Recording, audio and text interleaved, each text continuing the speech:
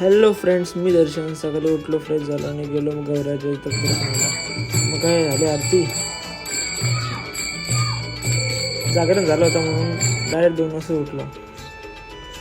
गेला हार वगैरे चेंज आणि नंतर तिची साफसफाई केली, फुलं वगैरे ठेवली पिशवीत आणि नंतर मग आपल्या गौऱ्या बाहेर काढला आणि नंतर मी इथे सगळे दर्शन वगैरे घेतला. नंतर मी इथून नंतर मग बाप्पाला हातगाडीत बसवला.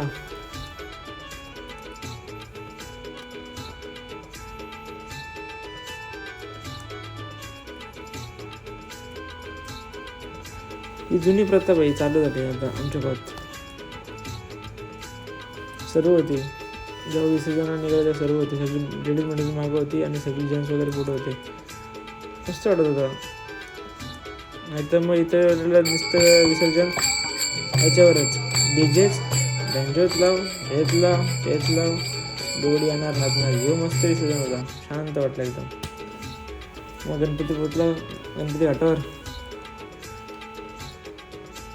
नाश्ता आणलेला. मग तो नाश्ता सर्वांना दिला आणि त्याच्यानंतर मग आम्ही गेलो तिकडे विहिरीजवळ, म्हणजे सिद्धमचा अध्यक्ष.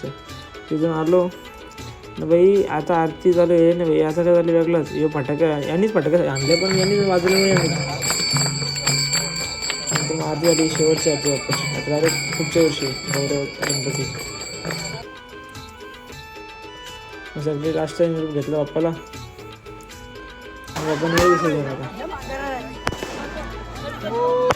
गणपती बाप्पा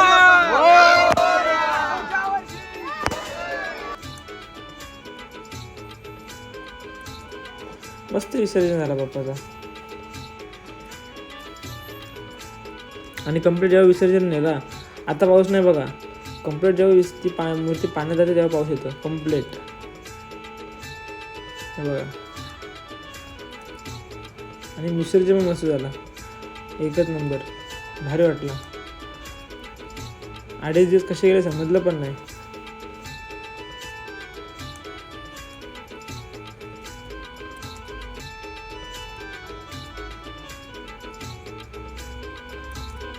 गणपती बाप्पा मोरया.